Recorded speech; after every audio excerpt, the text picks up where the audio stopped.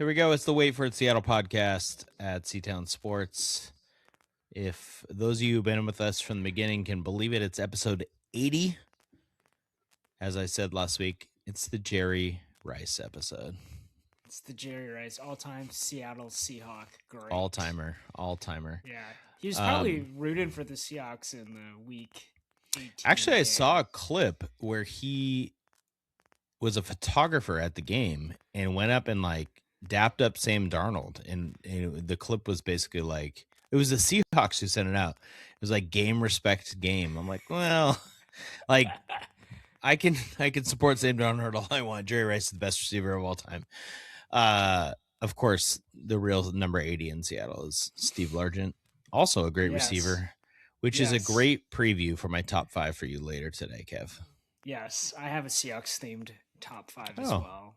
Well, let's get into it. One. Yeah. Let's get into it. Seahawks. Yeah. We're gonna roll it back with headlines again this week. It's a good format. It's a way for us to talk about Seattle sports, and of course, the first headline has to be. There were lots of options here, but I went with Seahawks bully 49ers take NFC's top seed. Wow, Kev. Oh, man, have you ever watched a game that would? Yeah. I think this is the first point I want to make. The Seahawks only won by 10 points, but everyone's acting like they won by 50. And it still feels like they won by 50 if you watched the game. Totally. It's a weird thing that I actually started getting mad because there were 49ers people on social media, just fans mostly, not really actually media people, because media people were like, the Niners got bullied. Yeah. If you read Niners Nation and different SB Nation stuff, right, and Sports Illustrated, they're all basically like the Niners are flawed, is what they had coming out of that game. Yeah. But fans on social media were like, well, if the McCaffrey interception doesn't go that way, where it goes off his hands, and to a certain extent, that's true. It was a 13-3 game at that point. It would have been interesting. But I just think that you can't play that game because Myers could have hit a field goal. If Myers hit 2 field goals, he normally hits, right? Yeah. If they convert, this here or there, whatever, just let's look at the stats and let's see if that headline matches. And it does. Christian McCaffrey, who Bill Simmons was talking about as a fantasy Hall of Famer because of how ridiculous he is, 8 carries, 23 yards, 6 catches, 34 yards. It was his lowest rushing total in his career. Yeah, and Brock Purdy looked... I'm not saying this to knock Brock Purdy. I think Brock Purdy's a good quarterback. He relies on timing. Shanahan creates great, play designs for him to hit his receivers in Kittle and McCaffrey. And the Seahawks made Purdy look... Scared might be too strong. Nervous, timid. Seeing ghosts, to quote Sam Darnold, like he was rattled. They made him look like Brock Purdy, is what they did. Bad Brock. Not a Purdy fan. Not a Purdy fan over here. Yeah. I think Brock Purdy's pretty good. I think the Seahawks defense is insane. And this is actually one thing I wanted to talk to you about. So I was driving around the next morning and listening to national radio, and they did a little deal on the Niners and how Purdy was actually pretty good, and he didn't have any time and all this stuff. Then they segued to the Seahawks. This is a national radio show. I think it was ESPN or it might have been Fox, one of the two. And the guy goes, "Yeah, I didn't come out of that game feeling very good about Sam Darnold." That's the first thing he said. Yeah. This is irresponsible because you can have that take about Sam Darnold. I'm okay. I don't understand why people, but for a guy who seems... game was about. Thank you. That's what I was going to say. I was just going to say Sam Darnold seems like a very nice guy. I don't get why people continue to crap on him. I guess he hasn't won a playoff game, right? So fair. You want to go there? Great. Lead your segment with, wow. That Seahawks defense, which now has a nickname, the Dark Side, which I kind of like. You like it? Well, I like Star Wars, and so Dark Side, it works, As we've talked about, their DVOA is 11th all time. It's higher than the Legion of Boom 2013 season. They went out there and absolutely dominated this 49ers game. That defense gave them Troy Aikman is on our side. Troy Aikman was glazing the Seahawks it was awesome. He's talking about how there's no space, there's nowhere to go, there's no time. It's insane. Here's something I thought was interesting, Kev, and I don't know if you saw this also. Mina Kimes put it out there, and a couple people had ran with it. The Seahawks played no snaps in a base defense in that game, meaning four down linemen and 3 linebackers, right? And I think if you watch the Seahawks, they never play 3 linebackers. Mm-hmm. I don't even know if you can name 3 linebackers on their team. You can name 2, Thomas and Ernest Jones, right? So that means they play nickel and dime. Well, the problem with playing nickel and dime all the time is you give up run plays because you've got a tight end or a lineman pulling or, releasing downfield, blocking DBs.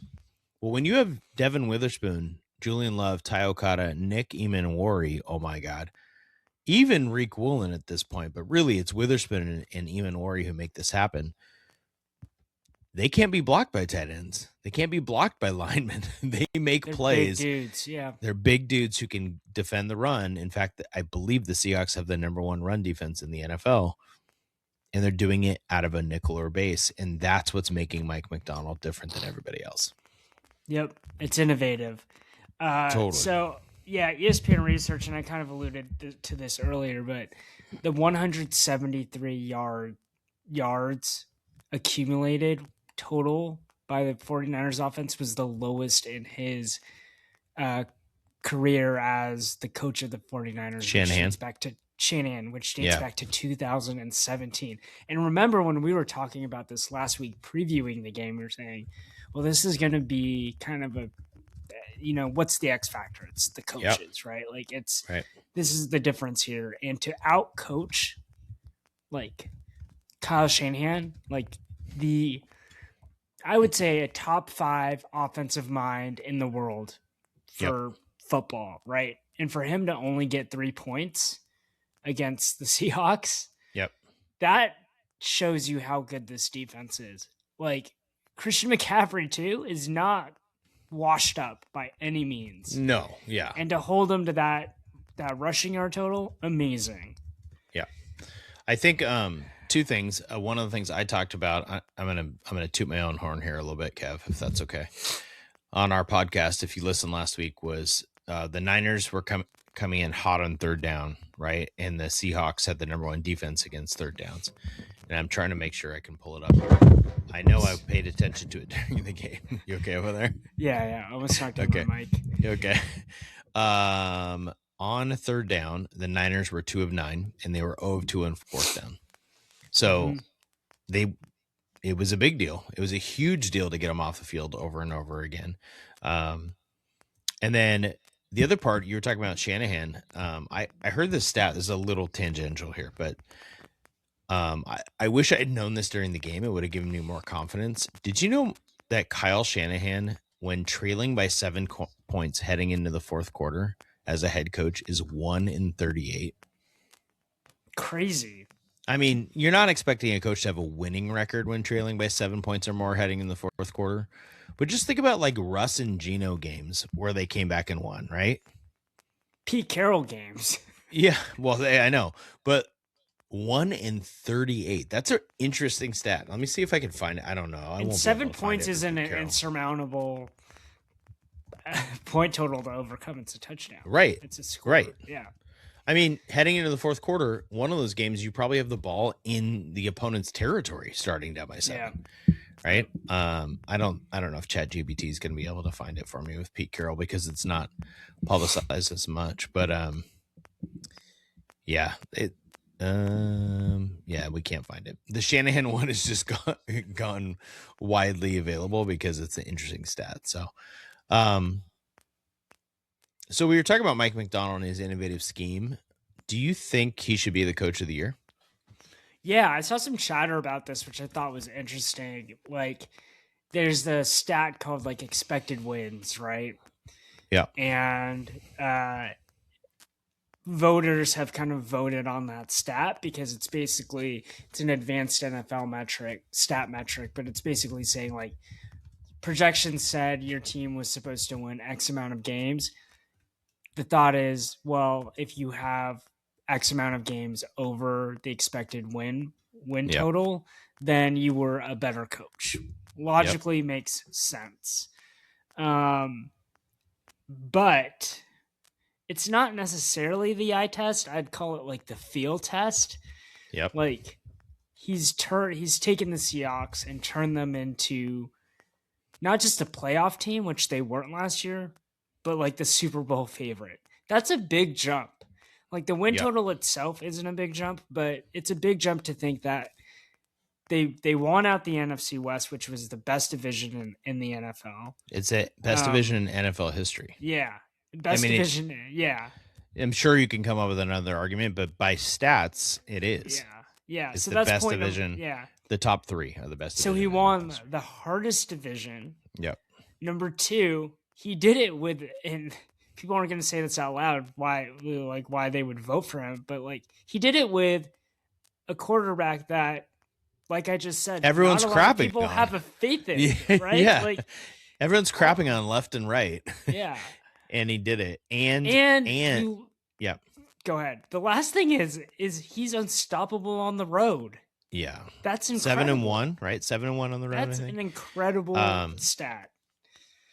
I will add on to that they had, I think they're tied for the most wins against playoff teams this year. If you think about their record at the time, we were like, oh, whatever. So they beat the Rams, they beat the Niners, they beat the Texans, they beat the Jaguars, right? These are all teams with great records that they beat. In addition, they beat the Colts, who ended up with a kind of even record. I'm trying to think of who else was on their schedule that was good.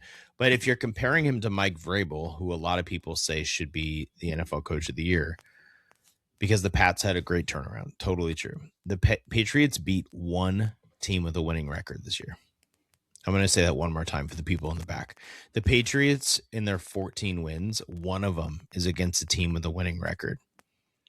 That's the same as Pete Carroll and the Raiders, because guess what? The Raiders beat the Patriots. So the Raiders also had one win versus a winning team this year.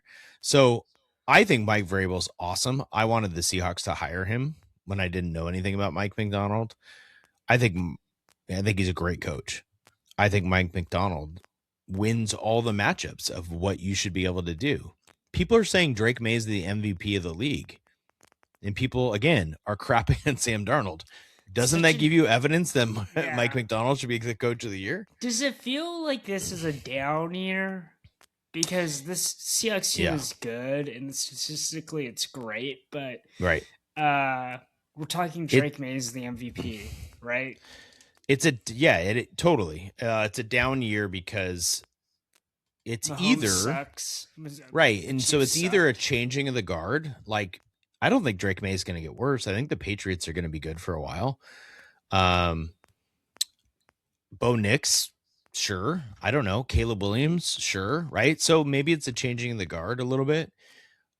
Of course, I think Mahomes will come back. I think Burrow, wherever he is, will be good. But I think you're right. It's a weird year. People are viewing it that way. And I just looked at a bunch of predictions. I went on NBC and SB Nation, and no one's predicting the Seahawks to win the Super Bowl. They're not even predicting them to go to the Super Bowl. Yeah. So nothing's changed. Everybody just still thinks the Seahawks are not good enough. Yeah.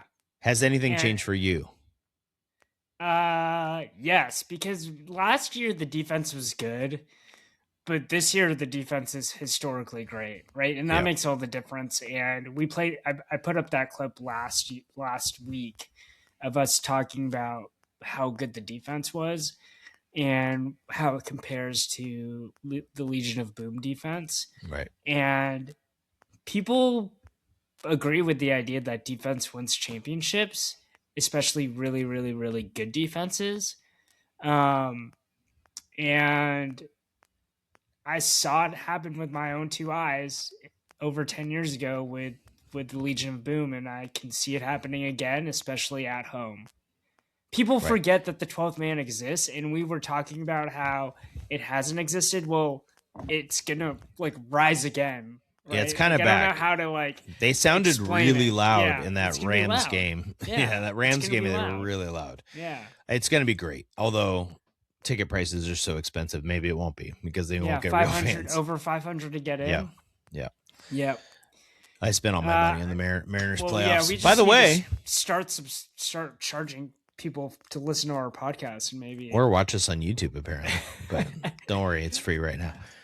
By the way, related to the Mariners, I saw this fun stat. It's the first time ever in the history of the franchises that the teams won the AL West and the NFC West in the same year.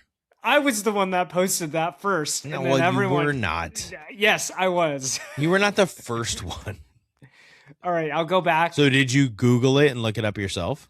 Yes. Oh, good job. Okay. Because you don't know. It's easy. It's not that many Mariners times. won the division in 95, 97. Like 97 and 2001. 2001. And 2024. And like I so looked up AFC, AFC West standings, just pulled up the champions and then the NFC West just to make sure. All right, that's fair. Yeah, 95 and 97, I can tell you right now, the Seahawks weren't very good. Yeah. Seahawks might have gone to the playoffs in 97 with John Kitna, but they were also in the AFC West, and they didn't win it. I think they would have been a wild. Anyway, I think they won in 98. 2001, Seahawks also weren't good. So, yeah, Seahawks got good in all the years the Mariners are bad. So, first time ever. That's great. I have one more question for you with the Seahawks. Actually, a couple more. Okay, we talked about Sam Darnold. Let's be realistic, though. If you could think about all the NFL playoff teams, let's just go NFC for right now. Okay. So we got Packers and Bears. The Rams are playing the Panthers. The Niners are playing the Eagles. And then you have the Seahawks. So where would you put Darnold if you had to rank him? Yeah. Among those 7 quarterbacks. Okay. To be honest, so who's the Panthers quarterback right now? Bryce Young. Yeah. Okay. Putting Darnold above Bryce Young. Okay, I agree. I'm not putting him above Matthew Stafford. Nope. Okay, so Stafford is number 1 right now. I'm not putting him above Jalen Hurts. I'd probably go Hurts and Stafford. Okay, so let's just say Stafford, Hurts, and you're saying Darnold maybe above Hurts. Purdy, I'm probably not putting him above Purdy. Yeah. For the mere fact that Purdy's just less prone to throw 3 interceptions in a game. Purdy's less prone or Darnold's less prone? Oh, you're saying you put Purdy above Darnold because of that? Yeah, because Purdy's not going to, have a 3 interception game. Yep. It's hard not to put Darnold above him after watching them face each other, but so much of that's the Seahawks defense, right? Yeah. Caleb Williams, at this point in his career, Darnold's way better for lots of reasons. And then Jordan Love for the Packers, I'd say, hasn't really shown me much. And I'd roll with Darnold. I think we're on the same page. I think you can take more risks with Darnold with the Seahawks defense. Now, it's kind of a complicated question, right? Like you'd be okay with a quarterback like Darnold making all these mistakes because the defense could cover, right? But just overall, just thinking, I think we're on the same page, and maybe you think Hurts doesn't belong above Stafford, but. Well, I have 2 things. Caleb Williams might have more talent, right? But that doesn't mean I would take him above Darnold right now, to your point. Mm-hmm. And then the Hurts question is, I just have a hard time when a guy has 2 games this year where he didn't complete a pass in the second half. And the whole Philly fan base wants the backup to play. Yeah. And not the whole Philly fan base, right? But there's a good section of them. I don't know. That's a hard one for me. But I can also, if somebody said, well, Hurts won the Super, of course, you could make the argument. I don't really have a good argument against Hurts over Darnold based on pedigree and what they've done so far. So, sure. If you want to go Darnold below Stafford, Hurts, Purdy, I think that's fair. I think he should absolutely be above Williams and Young. And then Love, you could make an argument. Love's had some good playoff games, and until Darnold does it, what are you going to do? But yeah, I don't know. Related to this, who do you want to play? If you could pick. So things get reseeded then. So they'll play the lowest. So they seed. do get reseeded. Yeah. So if the Packers win against the Bears, the Seahawks will play the Packers. And if the Niners, that's who I want to play. If the Bears win and the Niners win, then we'll play the Niners. Which is kind of crazy. Right. Niners are a 6 seed. And I don't like the idea of having to play the Niners 3 times. No, I don't want to go Niners Rams to go to the Super Bowl. I want to go Packers Eagles. I just want, part of it, honestly, Kev, is not so much like, oh, you're scared, blah, blah, blah. Like, first of all, I'm a grown man. I don't need to be in your social media conversations about whether I'm scared or not. I like playing teams that are new and different, especially with this defense and with Darnold. I think it helps Mike McDonald to play a team the first time. Maybe that's a bad argument because he sure looked good against the Niners this week. But think about the Rams the second time. I mean, I think they had a record against the Seahawks. The Seahawks most yards they've ever given up in a game. I don't really want to face that again. So yeah, I agree. I'll be rooting for the Packers is my point. I want to face the Packers in the second round at least. No Micah Parsons, Jordan Love. Should he start over Malik Willis? That's the team I want to face in the divisional round. Please. And weirdly enough, we're not going to be previewing. We don't have anything to preview this weekend because the Seahawks have a bye. That's crazy. Which is crazy. 14 wins, franchise record. Yeah. I mean, they set all kinds of marks. It's insane. So yeah, it's very exciting. Our podcast this year has seen some real highs in Seattle sports, which is crazy. Yeah. And we'll see if your prediction comes true. Your New Year's prediction. So yeah. Great. Speaking of big wins, high times, a couple weeks ago you asked me, where the Washington Huskies women's basketball team will finish in the Big Ten. And I said, I think they have a chance to win the league. You sure did. You laughed at me. Yeah. And here's the headline.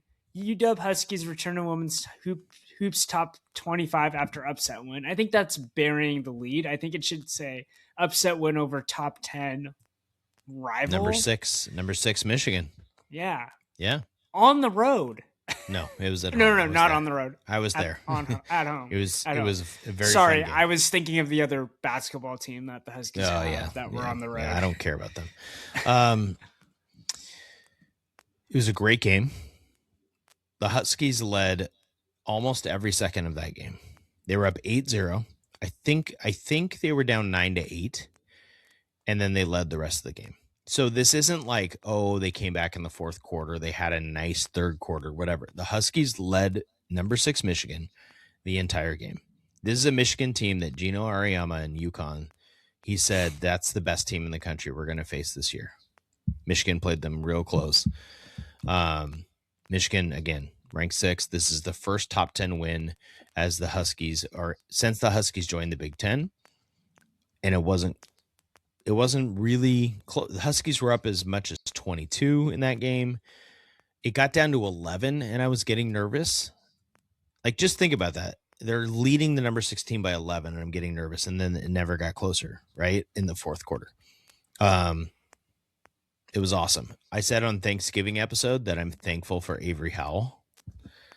Kev, Avery Howell in this game had 22 points and 16 rebounds as a guard. The rebounding total, I was about to bring that up myself. It's absolutely. That is awesome. That is like some Russell Westbrook. I mean, she's not short by any means. No, she's a tall by guard, any means. She's not tall. Like she's a guard. Yeah. But she's not short. This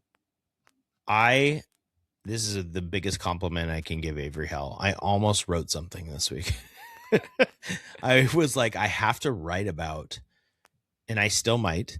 Her impact is really hard unless you're at the games or you're watching, especially live, right? As you know, you can hear when you go to those Santa Clara games, you watch the 4-0 Broncos and WCC play, and you see all the live action. Howell's talking on defense all the time. Yeah. She's the quarterback of the defense. She's guarding posts when she has to. She's guarding guards. She's the number one rebounder. She's diving on the floor. She's always involved in every physical, loose ball, anything that's a grimy play, Avery Howell's involved in. And the team in general embodies that, but she is the captain of it. We got to give a shout out to whoever the person was. And maybe it's the same person that funded Hannah Steinbach and JJ Mandequit and the entire roster of the men's team, because it's basically a new team of transfers. But the women's team was not neglected. Like bringing in Avery Howell, and I remember talking about this when she announced when the transfer was announced, and it was like, she's pretty solid. Like she plays for the Canadian national team, et cetera, et cetera.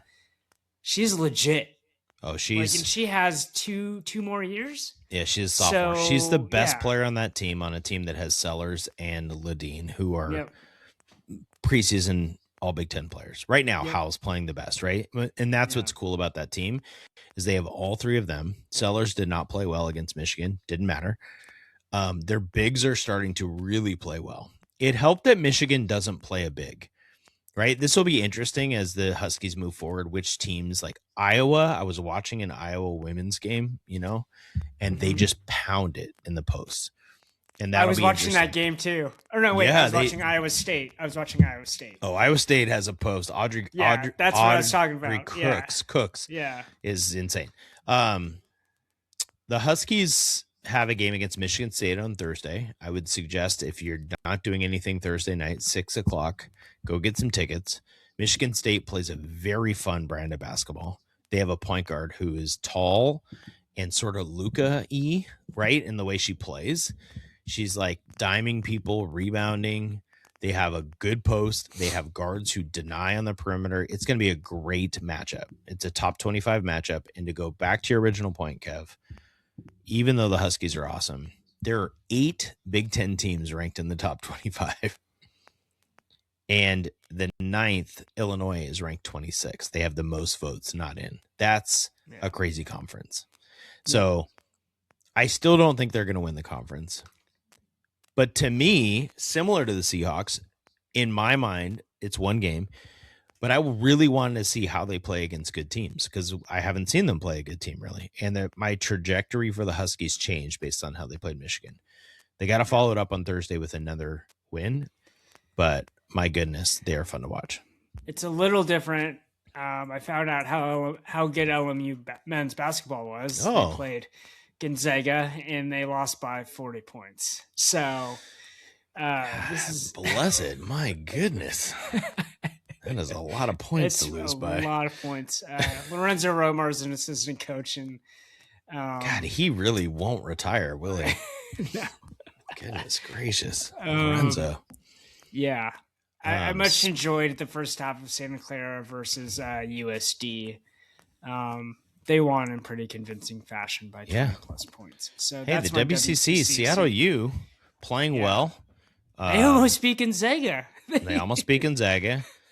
We've got the LMU connection. We got Santa Clara undefeated in conference play. But they have to go play Gonzaga also on Thursday night. So you can go to the Husky game, come home and watch the Broncos.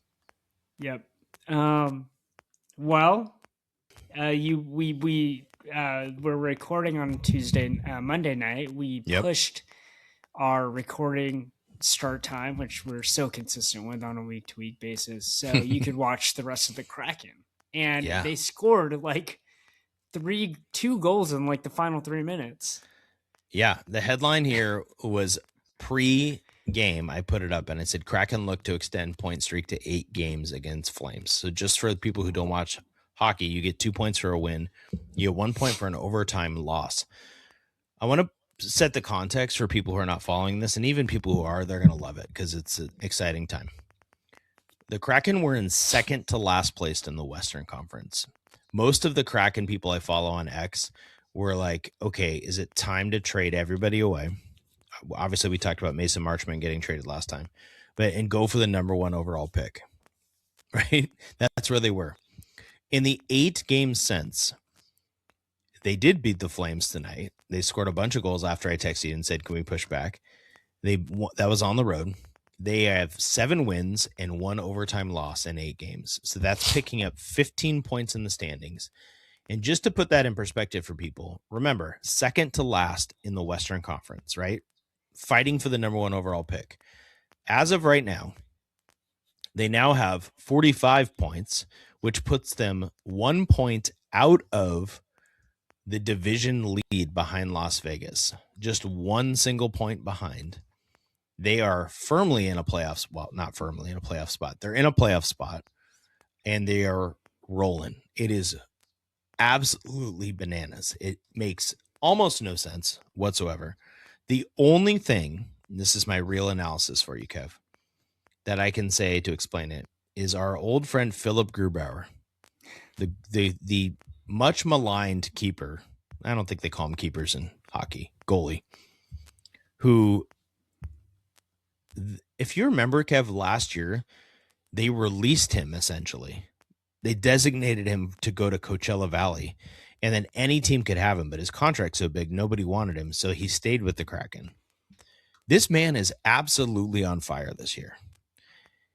If you go to moneypuck.com, great website, and you look at the last 10 games, this was going into tonight where he was also good. He has the most saves over expected of any goalie in the NHL over that time, which basically means he's the best goalie in the NHL in the last 10 games. He doesn't play every day.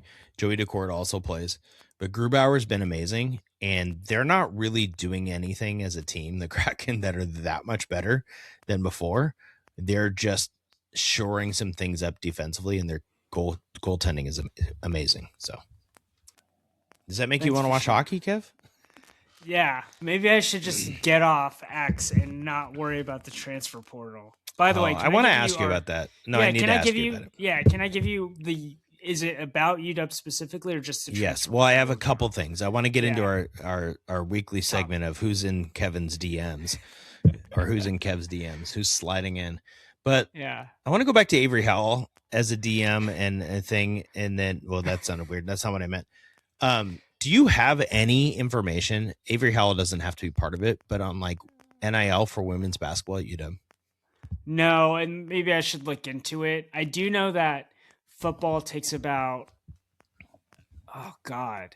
No, I don't want to make up the number. Like football obviously takes the majority of the $20 million of rev share money, which leaves then the next most is men's basketball, and then I think the third most is women's basketball. Yep.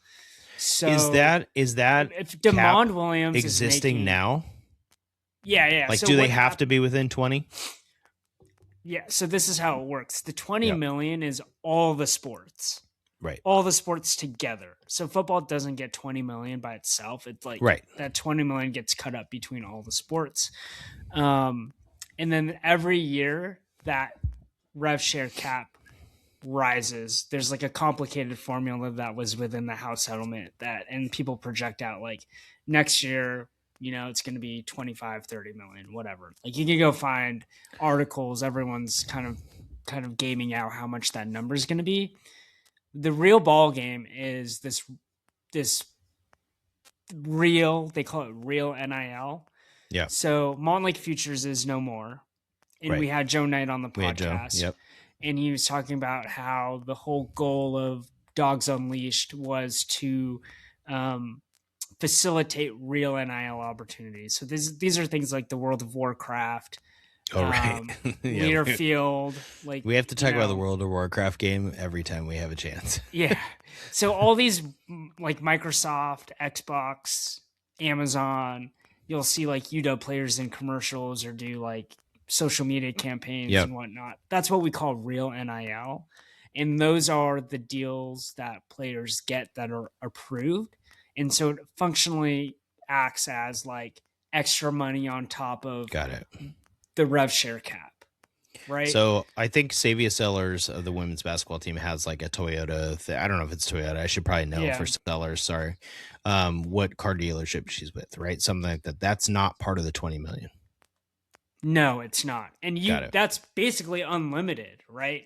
Right. And Fish was out here campaigning at the end of the season, basically saying like, we can't compete with these other schools because Nike, I'm just saying this. I don't know if this is true, but like Nike's just like, for example, just like giving a real NIL deal to everyone on the roster, backup quarterbacks, whatever. They have a Nike deal, right? Like Adidas is not going to do that for the Huskies, right? For obvious reasons. And wait, so when Texas Tech gets this new quarterback, I don't even know if this is true, but I think I saw this today for like $5 million.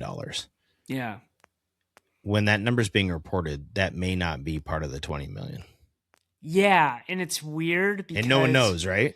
Yeah, no one knows that, they sign these they have confidential aspects of the contract, but it's kind of like there's still colluding happening, right? Like, how are you getting to that $5 million number? It's not going to be all of the rev share. Right. I don't know. Okay. So I want to ask Joe. We don't have to have him on, but maybe we can ask him, like, if he just, I would love to know a ballpark, just in general, women's basketball, because it's not reported on very much, and I'm curious what they're. That sounds like a great article we can work on together. Oh, I like that. Look at us collaborating. Yeah, okay. Yeah. Who's in your DMs this week? How many agents? A lot. Okay. A lot of different agents. And agents is a loose term. Can be like a loose term. Like it could be the player's roommate, right? It could be a certified agent. It could be someone just saying they're an agent. I've talked to all sorts of people.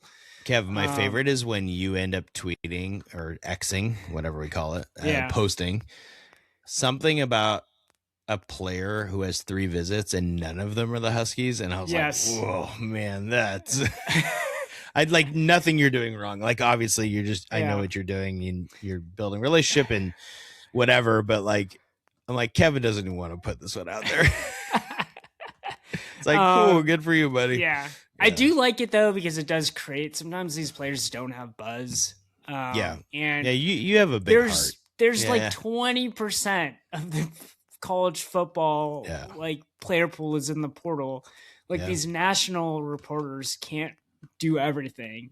Right. And there's reasons why you'd want to get news out. So I'm happy to do it. It doesn't harm anyone. It just annoys a Husky fan every once in a while. Like, or people are afraid I'm going to burn out because I'm following the portal too that's closely. Nice of people to that's think really about nice you. of them. But there's is always that your wife? Reason, right? Is that your wife? Is that Christine telling you? Kill me. Like, but I will say that that me breaking news or finding things out there, those two things aren't completely unrelated. I'll just leave it there, right? Like it's just reporting. It's being a journalist. Like these are the things you have to do to get information. So there's some people really like doomsday on this Husky portal time.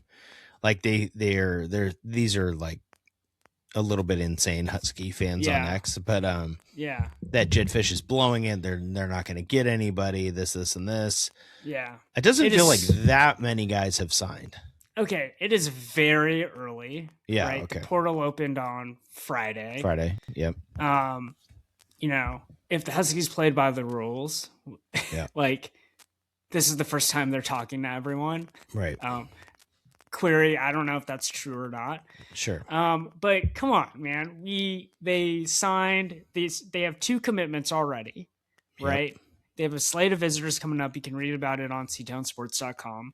But just let me tell you about the 2 people they got so far. I'm very excited about one of them, by the way. Offensive tackle. I know who you're excited about. Yeah. Offensive tackle Colt Dietrich, Sam Houston State, committed. He was on an official visit this past week. I'll tell you when we get off about how I broke this news. But you can't tell the people. That's too bad. 310, 2 years left. He started at left tackle in 2024, right tackle in 2025, allowed just 3 sacks last season, was the top tackle, PFF graded tackle in Conference USA last year. Now, I'm not going to act like I know all the teams in Conference USA. Yeah. Memphis is one. There's probably a few others. But this is a starter with experience.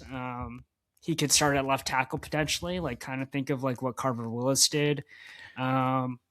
Could compete with Cody Green, or he could go back up right tackle behind Azzopardi. It feels like Cody Green's going to start at left tackle. Yeah. I mean, that's what Fish said essentially, right? And he's what, one of the highest recruits in Husky history. Now, That is great depth though at tackle. Yeah, that's exciting, but not as exciting as this one. My boy Hunter Green. Not to be confused with Dusty Zimmer. Yeah, or Dusty Zimmer. Yes, or Cincinnati Reds pitcher flamethrower Hunter Green. Good point. But Dusty Zimmer, man, I just trying to Google what happened to him, and like nobody knows where he went. Yeah. Dusty Zimmer. We talked about it in the podcast. I'm just going to do this for a second. Then you can talk about Hunter Green. He departs Washington football. He was a 6'5" punter from Australia.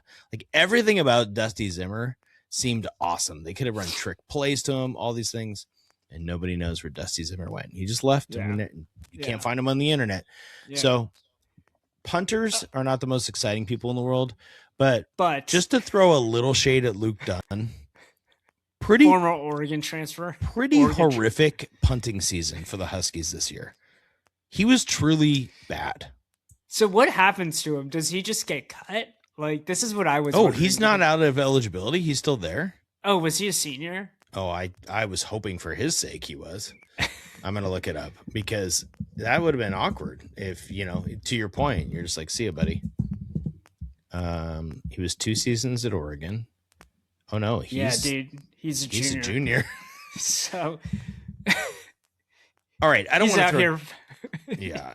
He's out here fighting for his life right now. Luke Dunn is fighting for his life. Also, he's majoring in comparative history of ideas. I don't know if I'm impressed by that or not. I'm not really sure what that means.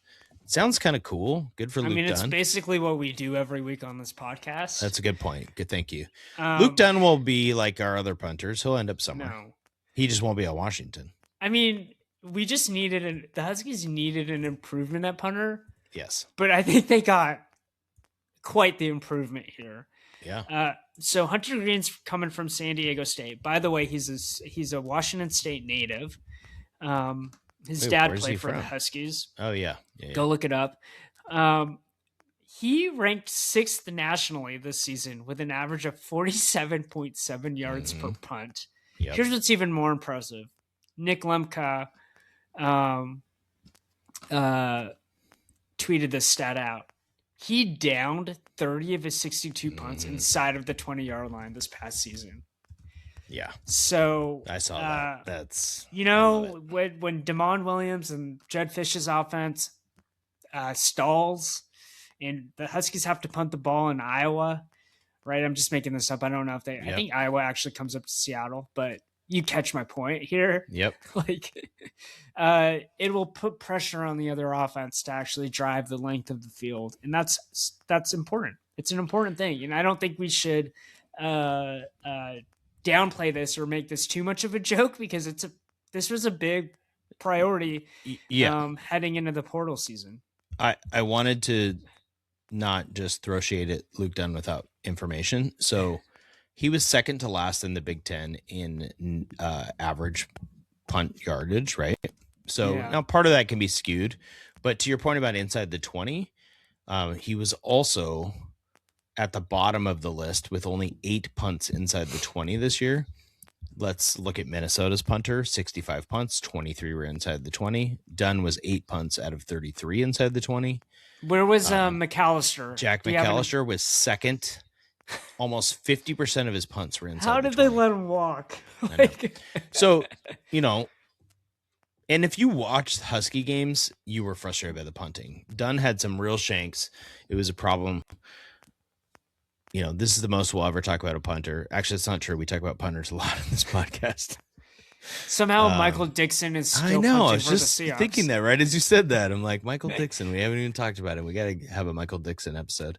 Hunter Green, I'm excited. So, Kev, give me sliding into your DMs again. Yeah.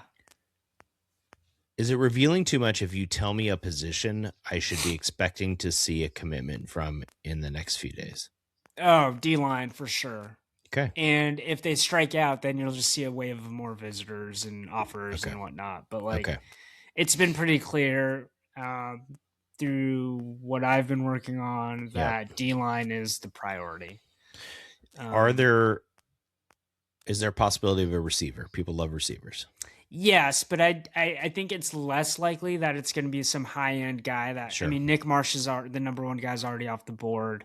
Yeah. But it's probably going to be like just a depth piece. Yeah. Think of like trying to replace Raiden Vinesbright, not trying to replace Denzel Boston. First of all, like you wouldn't be able to afford to replace Denzel Boston. I don't think anyone's available. Yeah. So I think the staff just thought, well, like let's just go get a piece. And actually, Nashawn Montgomery, who visited today, kind of fits that profile. Miami, right? He actually Florida.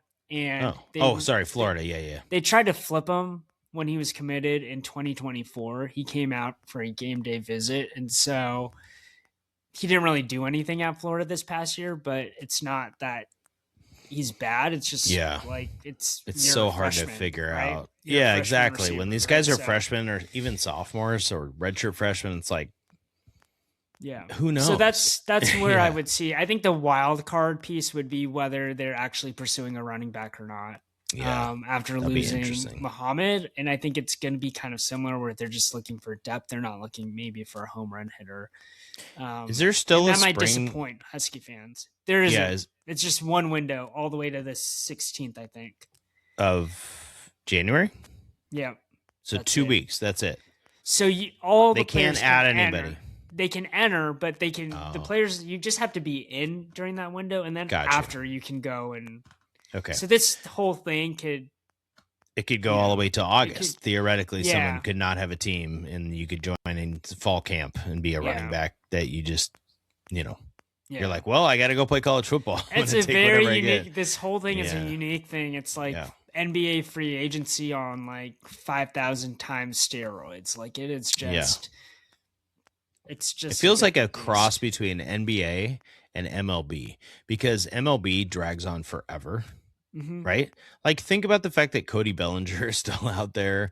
There's a fair amount of like big names. Geno Suarez, like, will he be back with the Mariners? We're not going to get into this today. Yeah. But this happened last year. Guys signed during spring training.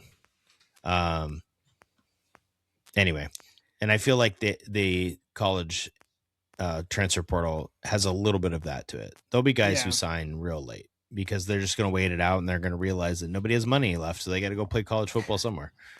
All right. Or maybe they'll just have to play for a scholarship. Like, yeah, right. I didn't even think about that. Yeah, that probably still exists, right? Like there are guys just playing for scholarships, which is still pretty cool. I mean, I get it's not the same, but yeah, goodness. Wow. All right. You want to do top 5? Yeah. By the way, we should have a NIL deal with the punter. Yeah. Well, we don't have any money to give him. Yeah, that's a good point. Because we haven't raised any revenue yet. Yeah. But once we do that, I'm happy to spend all of it on Hunter Green. Yeah. Keep him here for another year. For every touchback you do, you can come up with some type of gimmick. Yeah, we need to think of something for the fall. We got some time, but that's good. Okay. Do you want me to do mine first? Sure. Okay. Kev, Jackson Smith and Jigba had a great year. The question is, how good was his year? Right. So I have a list of the top single season receiving yards seasons. Terrible sentence in college football or college. I'm thinking about the Huskies, NFL history. Okay. So I'm not actually asking you to tell me the top 5 because I think it might be a little bit too easy. I want you to give me the top 5 who are active. Who had more receiving yards? So do you know who has the number 1 single season receiving yards of all time? Do you know who it is? Jerry Rice? No, but Jerry Rice is in the top 5 if you looked at all time. Calvin Johnson has Chris Carter? No, Calvin Johnson is the greatest season ever, okay? But you're not going to pick Rice, Chris Carter, or Calvin Johnson. You're going to pick the top 5 seasons by an active player in the NFL. Single season receiving yards. Half the battle is figuring out who's active or not. I mean, these are not like names you wouldn't know. So yeah. Is Cooper Kupp there? Cooper Kupp has the second best season in the history of the NFL. That's amazing. How many yards? It is 1,947 yards. Calvin Johnson had 1,964, and this was in 2021. How about that? Cooper Kupp from Davis High School, Yakima, Washington. Yep. That's nuts. Okay, it's so nuts. Cooper Kupp is there. Yep. And so these guys all have. Where did you say Smith and Jigba ranked? I'm not going to tell you. Okay, you're not going to tell me. So he could be in this. He could be in it. He could not be. That's the point of my segue into the top 5. Okay. Let's go. God, is Julio Jones still active? He's not active. So damn it! Don't give me a strike. I won't give you a strike. But he has the 3rd best season of all time, so that was a good guess. Yeah. Gosh. Oh, who's the guy on the Niners? Jawan Jennings. No. The guy that left the Niners. It's on the not the Guardians. The what is the Commanders? The Commanders. Are you thinking of Deebo Samuel? Is that your guess? Yes. That's a strike. He's probably way down the list. I don't think I don't even know where he would be on this list. He's not close. God. There are receivers you should be getting here. This is your baby brain happening right now. You're not getting enough sleep. Give me a team. How about the best receiver in the NFL? I mean, I'd say Jackson Smith and Jigba. That's the issue. Okay, well, sure. Let's go him. He's one of the top 5 all time. Okay. So not all time if you take all seasons, but active he is. But he's 8th all time in NFL history. Pretty good. This season is pretty crazy. There are 2 above him that are very famous receivers and 1 below him who's a very famous receiver. Like the 3 most famous, like if you did a fantasy draft, now this is a great point because you did get the number 1 pick in our fantasy league now 2 years in a row, which means you didn't even make the playoffs in both years. Jamar Chase. No. Strike 2. He would be the receiver. Actually, you're right. He would have been a top 3 pick. These other 3 would be in the mix. Justin Jefferson. Tyreek Hill. And CD Lamb. CD Lamb, I would have never got. Oh, you see, it was 2023. Actually, Hill was 23 and Lamb was 23. That was the same season. They're both top 10 all time. Yeah. Crazy.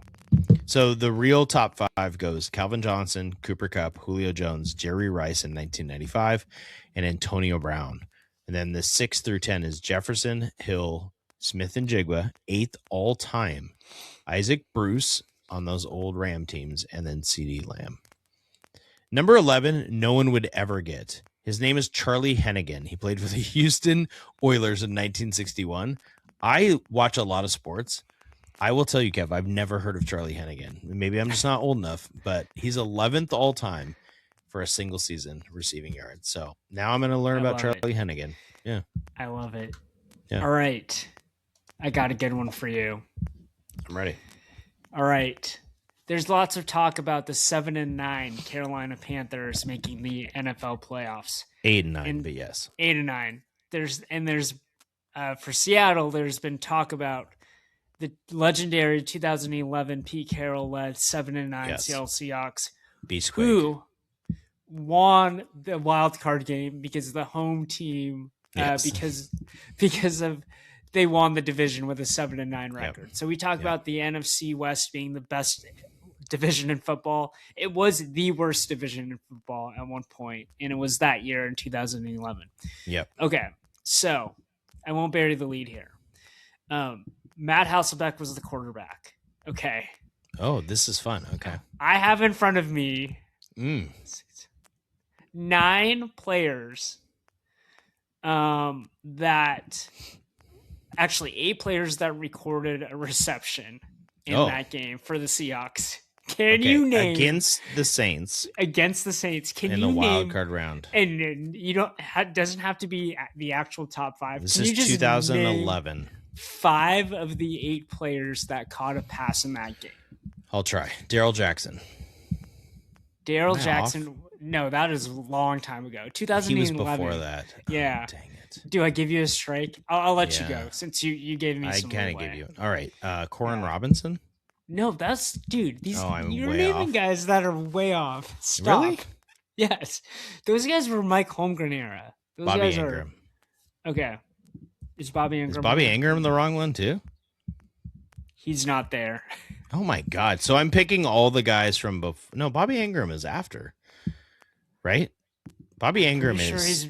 He's like 2005, 2006. So I just named like all the guys from like the 05, 06 era. Yeah. Like, all right. So I have this blind spot from 05, 06 to when they won the Super Bowl. Golden Tate. Yes, Golden Tate. He was a rookie, pass. I think. 1 reception for 5 yards. Or second year. Oh yeah. Boy. So my first reaction was going to be Jimmy Graham, but I don't know if they made the Jimmy Graham trade yet. No. Nope. So how about Marshawn out of the backfield? Okay, so this is weird. He doesn't have a catch? No, he was targeted once, which is why he shows up in the box score, so I won't count that as a strike. No, I'm already out, but I just want to keep guessing. Max Strong. No, I think he was long gone. God. Who was the tight end before? Jeremy Stevens? Or am I in the wrong era again? I'll give you a hint. Who's the tight end before Notre Dame Graham? grad. Notre Dame grad. That doesn't do anything for me. John Carlson. Oh, yeah. He was 3 receptions for 17 yards, but 2 touchdowns. Okay, people are going to be mad listening. Like, they know all these 2011 receivers. I'm like, I blocked them out. Like, okay. No. Listen to this. You just tell me who they are. Yeah. Okay, Brandon Stokely had 4 receptions for 73 yards and a touchdown. Okay. Mike Williams, 5 receptions, 68 yards, should have got that touchdown. One. Yeah. Ben Obamanu. How about that name? Yeah. Auburn. Yeah, he had 11 targets. 5 What are they doing throwing to Ben Obamanu so many times? God, what a bad team. Yeah, but they won 41-36. That's the best part about this. Wait, they won that game 41-36? Marshawn Lynch had 19 carries, 131 yards with a 6.9 average. Yeah, but granted, that one most carry. Of them was on. Yeah. 67-yard carry. Wait. Okay, who else are the receivers? Who else had catches? Cameron Mora. Cameron Mora. No, he 1 was like reception a tight for 39 end? yards. Backup tight end, maybe? Maybe.